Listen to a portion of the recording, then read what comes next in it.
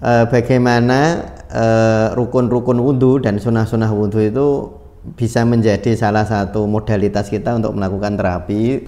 Sesuatu yang mempengaruhi fisik akan mempengaruhi psikis, sesuatu yang mempengaruhi psikis akan mempengaruhi fisik. Ini kalau dianalisa secara fisik itu menyela-nyela jari itu bagus untuk otak, psikologis tenang, neuronya tenang. Neuronya itu ya otak, khususnya sistem limbik. Nanti kalau sistem limbik bekerja cukup optimal, nanti kekebalan tubuh optimal. Karena misalnya sakit lambung, kita letakkan ini di lambung, lalu baca Bismillahirrohmanirrohim salasan, ping telu. Lalu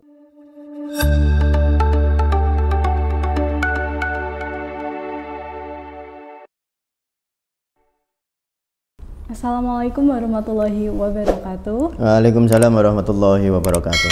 Halo teman-teman, jumpa lagi di sesi ngobati ngaji pengobatan sufi dan Tasawuf Indonesia.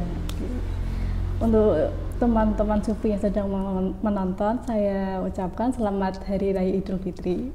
Semoga kita di Hari Raya Idul Fitri ini dapat kembali ke nol dalam keadaan suci. Berbicara tentang suci, kemarin kita dalam beberapa episode sebelumnya membahas tentang salah satu metode untuk bersuci itu melalui wudhu. Nah, kita akan membahas lebih lanjut lagi tentang terapi wudhu tersebut. Oke, langsung aja Pak Mustami.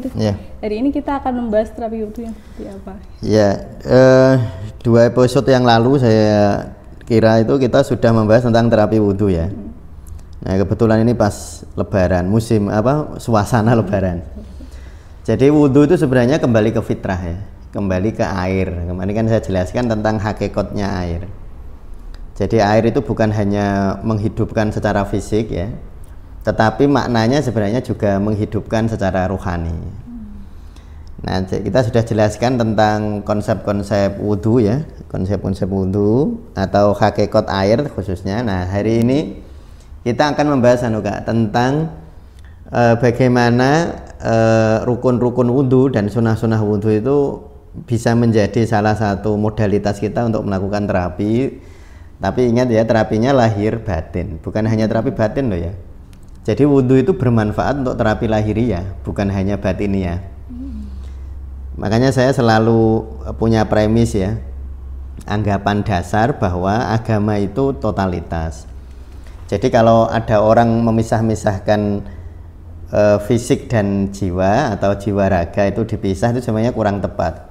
Sesuatu yang mempengaruhi jiwa pasti mempengaruhi raga, sesuatu yang mempengaruhi raga akan mempengaruhi jiwa.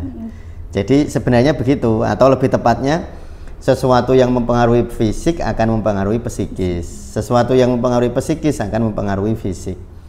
Jadi semua upaya kita menyehatkan fisik itu sebenarnya akan membantu pengobatan emosinya atau psikisnya.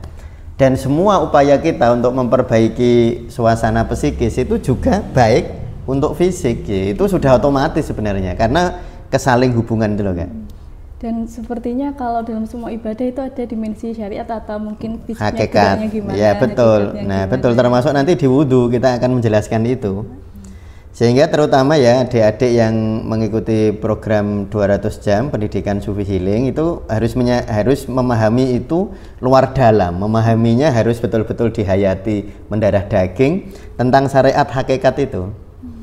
Jadi syariat itu mempengaruhi hakikat, hakikat akan mempengaruhi syariat gitu. Jadi gerak fisik misalnya nanti kita contohkan di wudhu ya. Nah kita langsung aja ya ke wudhunya ya. Misalnya salah satu sunnah wudhu itu khilalu asobi'il yadain, yaitu menyela-nyela jari dengan air ya. Jadi sebelum kita berwudhu kan ada nyela-nyela ini.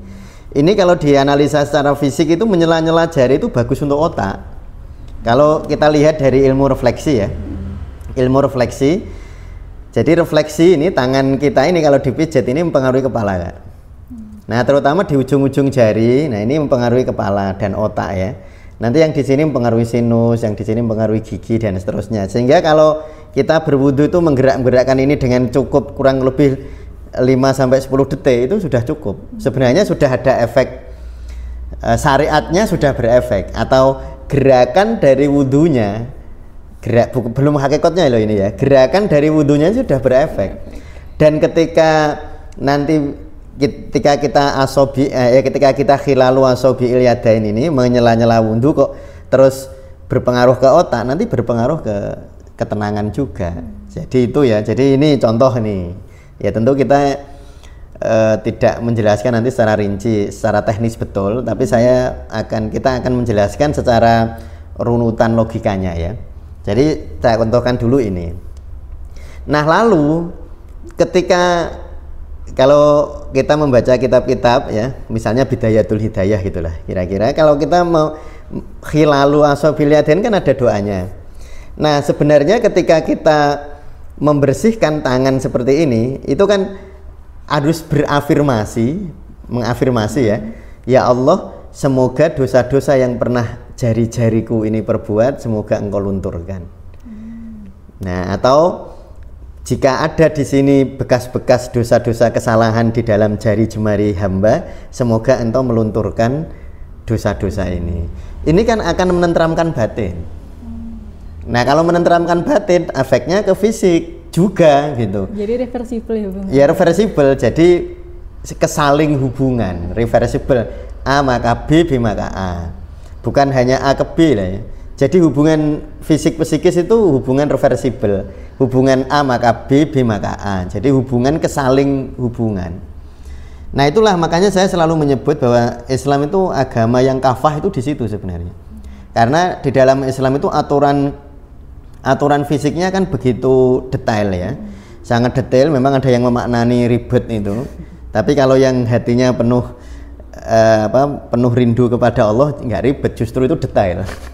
Ya tergantung orang itu kan menilainya didorong oleh emosi ya, didorong oleh persepsinya.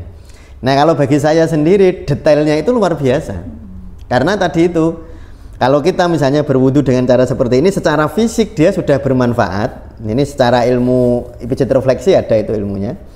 Ya. Lalu secara psikologis juga berefek karena ada afirmasi di dalam setiap sunnah dan rukun wudu. Jadi afirmasinya kalau di teman-teman nanti membaca Bidayatul Hidayah misalnya, afirmasinya ada doa-doanya tertentu yang pada prinsipnya adalah pada saat kita khilalu asobiil yadain, menyela-nyela ini, sambil kita bermohon kepada Allah semoga kesalahan-kesalahan yang pernah diperbuat oleh tangan ini Engkau lunturkan atau Engkau bersihkan. Nah ketika itu muncul dan betul-betul dihayati kan hatinya damai. Kalau damai lalu masuk ke hukum psikoneuroimunologi itu loh ya. Iya, jadi rumusnya kan gitu. Jadi ketika fisik tenang, neuro tenang, imunologi naik. Imunologi optimal. Saya ulangi lagi ya. Psikologi tenang. Jadi ketika berwudu lalu ketika khilal ini, ketika menyela-nyela ini lalu diafirmasi dengan cara seperti itu, maka nanti secara psikologis lebih tenang. Psikologis tenang, neuronya tenang. Neuronya itu ya otak, khususnya sistem limbik. Nanti kalau sistem limbik bekerja cukup optimal, nanti kekebalan tubuh optimal. Karena kekebalan tubuh itu kan sangat dipengaruhi oleh sistem limbik ya. Jadi kalau mau dirinci nanti hipotalamus mempengaruhi hipofise atau pituitari, nanti mempengaruhi adrenal ya, kelenjar anak ginjal di atasnya ginjal itu. Lalu di ginjal itu ada bagian ya yang akan memproduksi hormon kortisol. Hormon kortisol ini kalau terlalu tinggi kekebalan tubuhnya naik, turun. Nanti terjadi depresi, penekanan terhadap kekebalan tubuh. Nah itu rumusnya. Jadi itu sebenarnya bisa dijelaskan secara ilmiah kami, baik ilmiah secara kedokteran timur maupun ilmiah secara kedokteran barat. Jadi kalau teman-teman itu ingin memahami hikmah-hikmah dari ibadah, misalnya kami pengen memahami, bukan untuk mengubah hukumnya. Sekali lagi ya, memahami hikmah ibadah itu bukan untuk memahami untuk mengubah hukum. Mengubah hukum nggak boleh. Kalau mengubah hukum pakai ilmu usul fikih, nggak pakai hikmah. Ya, hikmah itu misalnya contoh ya, kenapa orang nggak boleh makan daging babi? Ya, nggak boleh makan daging babi karena ada apa namanya dulu terkenalnya? Ada cacing ininya, misalnya ada cacing tertentu. Lalu pertanyaannya kalau cacingnya dihilangkan apa jadi halal? Kan enggak. Jadi mencari hikmah itu bukan mengubah hukum ya, tetapi untuk menambah rasa rindu, kecintaan, bukan mengubah hukumnya. Jadi kalau kita tahu bahwa sholat itu bermanfaat bagi kesehatan, Bukan berarti sholatnya berubah wajib itu karena sehat, itu bukan. Kita memahami bahwa sholat, puasa menyehatkan itu bukan mengubah hukum, tetapi untuk memahami betapa cintanya Allah kepadaku. Wong manfaatnya untuk aku sendiri kok dia yang mewajibkan gitu ya. Jadi bukan untuk mengubah hukum. Nah, orang sering kelirunya begitu. Terus engkau yang repot niat ibadah untuk sehat. Nah, itu repot. Nah, nanti niat ibadah itu ya manut sama Allah, disuruh wudu ya wudu gitu. Disuruh sholat ya sholat gitu. Nah, ternyata kok ada hikmahnya. Nah, itu tentu berarti Allah itu begitu cintanya, wong manfaatnya untuk kita sendiri kok Allah itu selalu mengingatkan pentingnya hal itu. Nah, itu ya khilalu asabi'il yadain, ini sekilas begitu ya, mengapa dia bermanfaat. Lalu yang kedua mat maldhoh. Mat maldhoh itu berkumur kan? Ya, berkumur. Jadi kalau berwudu lalu kita berkumur sambil kita bersihkan dengan jari-jari kita. Mungkin ada sisa makan, kalau bisa pakai siwak ya. Mungkin boleh juga pakai sikat gigi ya. Yang jelas berkumurnya ya, berkumur. Coba ya, berkumur itu luar biasa sebenarnya efek fisiknya. Efek fisik ya. Orang itu kalau berkumurnya bener. Maksudnya kalau berkumurnya sungguh-sungguh ya. Nah, ketika dia berkumur sungguh-sungguh itu air kan akan masuk ke sela-sela gigi. Ke sela-sela gigi nanti akan membersihkan. Jadi itu sebenarnya sangat bagus untuk mencegah terjadinya peradangan di rongga mulut. Maka saya sangat menganjurkan bagi teman-teman yang sariawan, gampang sariawan gitu. Lidahnya gampang sariawan, gusinya gampang sariawan, kadang-kadang bibirnya gampang sariawan. Cobalah ini. Jadi kalau berwudu itu pakai mat maldhoh, pakai berkumur-kumur. Jangan ditinggal. Ya, kan ya tentu itu nanti tergantung situasi ya. Kalau pas antri orang jejer antri ya kita kalau wudhu cukup rukunnya aja lah. Apalagi kalau air pas kurang misalnya. Tapi kalau sekarang airnya pas lebih ya. Sampai banjir-banjir. Nah, jadi kalau orang berkumur-kumur kami itu akan membantu membersihkan rongga-rongga sela-sela gigi itu akan dibersihkan melalui air yang mengalir. Nah, ketika itu nanti bersih, nanti itu akan mencegah terjadinya peradangan atau mencegah terjadinya kalau di rongga mulut ya, yang sering kan sariawan gitu ya. Nah, itu bagus, berarti secara syariat, secara tata lahir, mat maldhoh atau berkumur itu baik sudah. Menjaga kesehatan mulut. Iya, apalagi kalau teman-teman misalnya wudhu di rumah sendiri ya, itu begitu telaten membersihkannya atau dengan siwak atau dengan sikat gigi misalnya, itu akan sangat bagus sebenarnya. Menjaga kebersihan rongga mulut ya. Lalu secara psikologis kita itu kan berdosa pakai mulut kan sering nggak? Iya nggak? Ya kan? Mungkin ucapan kita itu pas kita mungkin lagi rada jengkel gitu kepada seseorang, ada orang lewat, dia nggak salah tapi kita malah kita membentaknya. Misalnya orang tua itu sering ya, ada masalah di kantor, sampai di rumah istrinya dibentak. Padahal masalahnya sama orang kantor gitu. Itu kan dolim aslinya. Iya. Kan dolim ya, masalahnya di kantor lalu dibawa pulang. Itu kan sebenarnya dosa-dosa lidah kita kan, dosa gigi kita kan. Kadang juga makan makanan yang nggak baik buat tubuh. Iya, ya apalagi itu. Itu juga dosa ya artinya mendolimi diri kita sendiri. Misalnya sudah tahu problemnya di lambung tapi ngunyahnya sedikit saja, nggak dikunyah, itu kan sebenarnya kedoliman kan. Nah, waktu kita mat maldhoh atau waktu kita berkumur itu secara psikologis mengajak kita diafirmasi untuk membersihkan kesalahan-kesalahan, kekhilafan-kekhilafan yang pernah kita lakukan melalui rongga mulut kita. Nah, itu nanti rumusnya balik ke tadi, ketika hatinya tenang maka kekebalan tubuhnya naik. Bahkan sebenarnya hati tenang itu bukan hanya di kekebalan tubuh yang naik ya, cuma memang ilmu yang sudah fix paten gitu, ilmu yang bahkan sudah dipelajari di seluruh dunia itu ilmu psikoneuroimunologi itu ya. Nah, itu memang penjelas paling ilmiah sampai hari ini tentang efek psikologis terhadap fisik. Itu penjelas paling ilmiah itu psikoneuroimunologi, walaupun sebenarnya bukan hanya psikoneuroimunologi tapi psikofisiologi. Semua sistem tubuh kita tergantung pikiran perasaan. Dan itu semuanya selaras dengan semua konsep peradaban. Peradaban timur pun begitu kan. Jadi di barat ya diakui bahwa psiko mempengaruhi kesehatan. Di timur apalagi? Di timur detail lagi. takut mempengaruhi ginjal, marah mempengaruhi liver, sedih mempengaruhi paru, apa yang kurang itu, cemas mempengaruhi limpa, egois mempengaruhi jantung. Itu kan di timur sangat detail, malah menjelaskannya malah detail kalau di timur itu. Dan di hadis-hadis Rasulullah juga. Makanya kalau orang berdoa waktu sakit, itu berdoanya unik loh. Orang berdoa waktu sakit itu kan Allahumma a'udzubika min syarri ma ajidu wa ukhadir. Kalau orang sakit. Jadi, ya Allah lindungi saya dari kejahatan penyakit saya ini, atau dari bahaya penyakit saya ini, wa ukhadir, dan emosi negatif hamba. Jadi orang berdoa kalau sakit itu bukan hanya berdoa dari sakitnya, tapi juga harus berlindung dari emosi negatif yang mengikuti rasa sakit. Bukan hanya dari rasa sakitnya kan, tapi juga berlindung dari emosi negatif yang muncul dari rasa sakit. Jadi misalnya seseorang sakit lambung, emosi yang muncul apa? Cemas ya. Nah, bukan hanya berlindung kepada Allah dari masalah di lambung, tetapi berlindung kepada Allah dari kecemasan yang ditimbulkan sakit lambung. Karena kecemasannya itu bisa lebih berbahaya dari sakit lambungnya. Makanya doanya gitu kan, hadisnya kan gitu ya, kurang lebih teksnya kan gitu. Idza ta'alam fi jasadika do yadaka ala lati ta'alam ya. Ditempatkan kalau pas sakit, misalnya sakit lambung, kita letakkan ini di lambung, lalu baca Bismillahirrahmanirrahim salasan ping telu. Lalu summa sab'a amarot, kemudian 7 kali membaca a'udzubika min syarri ma ajidu wa uqadir. Allahumma inni a'udzubika min syarri ma ajidu wa uqadir. Ya Allah, saya berlindung dari bahaya penyakit saya ini dan bahaya wa uqadir, yang sesuatu yang saya khawatirkan itu. Jadi misalnya itu sangat premis atau anggapan dasar seperti itu diakui oleh semua peradaban, bahwa pikiran kita, perasaan kita mempengaruhi tubuh.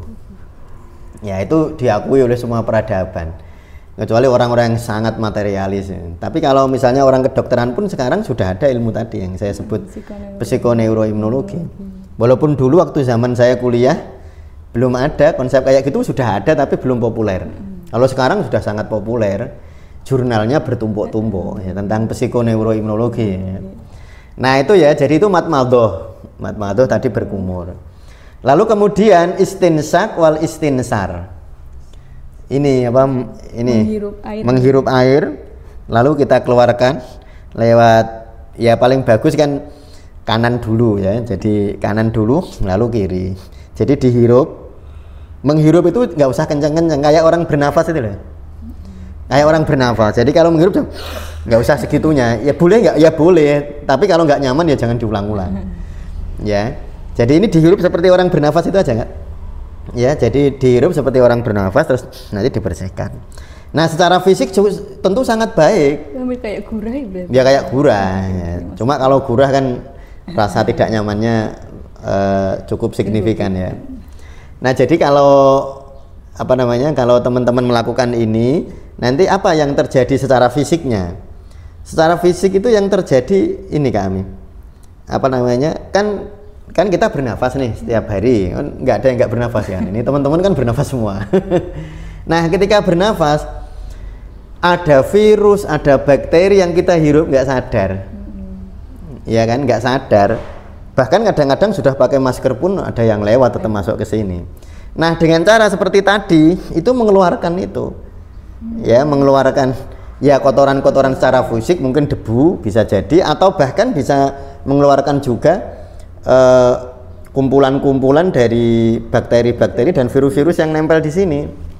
Jadi itu secara fisik jelas bermanfaat gitu. Jadi secara syariat jelas bermanfaat. Nah, dan juga gini kami.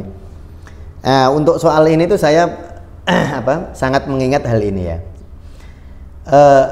Indra kita kan 5. Kita tuh punya 5 indra ya. Punya 5 indra. Indra pelihat atau visual, auditori, mendengarkan, lalu perasa, lalu peraba, dan hidung. Nah, semua indra itu hubungan dengan otak, dengan pusat emosi atau sistem limbik ya.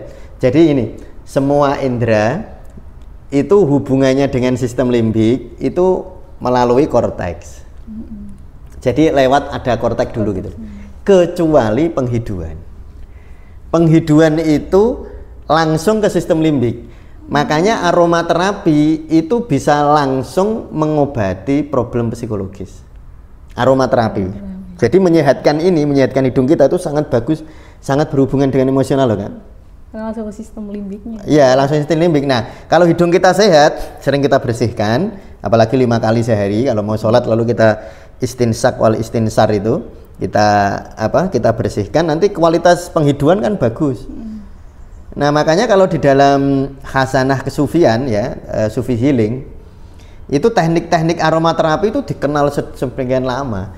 Bahkan Rasulullah itu sebenarnya itu kan akarnya pada hadis Rasulullah ya. Jadi Rasulullah itu gini, hubbiba ilayya salasun. Aku itu dibuat Allah mencintai 3 hal. Hubbiba ilayya salasun. Saya dibuat Allah mencintai 3 hal. Nomor 1 yaitu atibu wangi-wangian.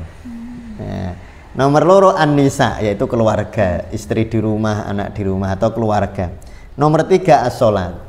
Waja'al qurrata aini as-sholat fis sholat. Jadi Rasulullah kalau sholat itu memang begitu, kalau sholat itu penghiburan. Kalau kita sholat kan beban. Saya sering guyon, kalau Rasulullah kalau capek beliau sholat. Kalau kita kalau sholat terus capek. Nah, itu kita, itu bedanya sama Rasulullah itu cuma dibalik itu. Nah, sehingga tadi ya, atibu itu salah satu suatu metode atau wangi-wangian, itu metode yang akarnya sangat kuat di dalam dunia Islam ya, sangat kuat. Kan ada Rasulullah tadi yang saya sebut. Makanya wangi-wangian di dalam dunia sufi sangat luar biasa loh. Cuma saya pesen ya, kalau wangi-wangian Kak, itu jangan terlalu mencolok, terutama kalau kita misalnya mau sholat jamaah nih, sholat berjamaah ya. Sholat berjamaah itu bagus pakai wangi-wangian, tapi berhati-hati ngeten. Karena wangi-wangian itu sangat berhubungan dengan emosi langsung Kak. Jadi kalau wangi-wangian itu langsung ke sistem limbik, dia nggak lewat, contoh ya visual. Kalau visual, ketika saya melihat sesuatu, nanti dia ke korteks dulu, kalau baru ke limbik, sistem limbik. Kalau bau-bauan itu langsung saya bau langsung ke sistem limbik. Nah, sehingga kalau yang sebelahnya nggak seneng, itu bisa mengganggu orang lain, sangat mengganggu wangi-wangian itu. Makanya saya menganjurkan kalau teman-teman mau pakai wangi-wangian waktu sholat, dan wangi-wangian itu kita pakai cukup banyak pas sholat sendiri, pas sholat tahajud gitu, pas sholat hajat, sholat sendiri, sholat duha itu sholat ya, sendiri. Karena wangi-wangian itu subjektif ya? Sangat subjektif. Misalnya kami senengnya apa? Wanginya bau apa? Kalau bunga apa wanginya? Melati. Melati. Saya juga seneng melati. Tapi ada orang misalnya dibawi mawar nggak suka. Ada. Makanya kita harus berhati-hati. Nah, kecuali jamaah ini sudah jamaah yang misalnya kan ada kelompok zikir ya, banyak kelompok zikir itu sudah biasa bertemu. Nah, sehingga wangi-wangian ya cocok memang untuk komunitas itu. Tapi ketika kita sholat jamaah di masjid, yang masjidnya bukan, misalnya kami itu masjid jalan-jalan, kayak di pinggir jalan lah. Waktu kami mau pulang ke rumah, kan lewat atau datang ke sana terus ada sholat jamaah, itu kan orang yang bertemu di sana itu berubah-ubah. Kecuali kayak di masjid ya, masjid yang memang komunitas, misalnya masjid kampung saya ya, jamaah kan kui-kui wae wis hafal. Jadi misalnya kalau di kampung saya, mas saya sebagai imam di sana mau pakai wangian, jamaah udah siap kan ya, emang udah biasa pakai itu sejak kecil. Jadi kesamaan kesenangan terhadap aromaterapi itu sudah dibangun sejak kecil, sehingga nggak masalah itu. Tapi jadi masalah jika jamaahnya itu tidak menetap. Ya itu tadi yang disebut, kalau di perkotaan kayak di kita ya, di kaum urban, di daerah-daerah pinggir kota ini kan jamaah itu kadang-kadang kan apa ya, berubah-ubah orangnya. Nah, itu saya tidak menganjurkan untuk pakai minyak berlebihan. Cukup di tangan aja gini, langsung kita bau sendiri. Ya tidak harus sampai ke sarung disemproti semua. Misalnya kalau saya sholat khutbah Jumat di salah satu masjid di Semarang itu Kak, di daerah Bulu itu. Kan ada masjid namanya Al-Khuru wa Taqwa, kan saya khutbah di situ. Itu kan jamaahnya ganti-ganti Kak, karena pinggir jalan. Nah, kalau seperti itu kita harus tetap pakai kesunahan, tetapi jangan berlebihan. Ya karena itu nanti berisiko itu tadi ini, karena nalar ilmiahnya seperti tadi. Jadi jangan kehilangan kesunahan, tetapi jangan berlebihan. Terutama memang bau-bauan itu akan sangat mengganggu bagi orang yang memang tidak suka dan langsung ke emosional. Dia marah itu bisa langsung marah gitu, bisa langsung, atau bahkan kadang-kadang bau-bauan itu bisa langsung mempengaruhi, bisa membuat orang mengakses masa lalu yang baik maupun buruk loh kan. Iya betul. Ya, bisa mengakses itu, makanya itu luar biasa bau-bauan, makanya diberi tempat sangat terhormat di dalam dunia tasawuf. Wangi-wangian itu ya. Nah sehingga di sini lalu istinsak wal istinsar itu menemukan ini Kak, menemukan urgensinya. Mengapa kita harus membersihkan? Ya saya kira itu Kak untuk hari ini, nanti bisa dilanjutkan selanjutnya di episode-episode yang akan datang ya. Terima kasih ya Pak untuk hari ini. Ya sama-sama ya. Untuk teman-teman yang ingin menantikan kelanjutan dari terapi zikir ini bisa terapi wudhu ya. Bisa terapi wudhu kali ini bisa menantikan episode yang akan datang ya. Untuk yang belum menonton episode tentang terapi wudhu itu udah di-upload 2 episode sebelumnya ya. Iya. Ya nanti bisa dicari ya. Terima kasih untuk yang telah menonton. Jangan lupa untuk like, subscribe dan juga meninggalkan komen. Terima kasih. Wassalamualaikum warahmatullahi wabarakatuh. Waalaikumsalam warahmatullahi wabarakatuh.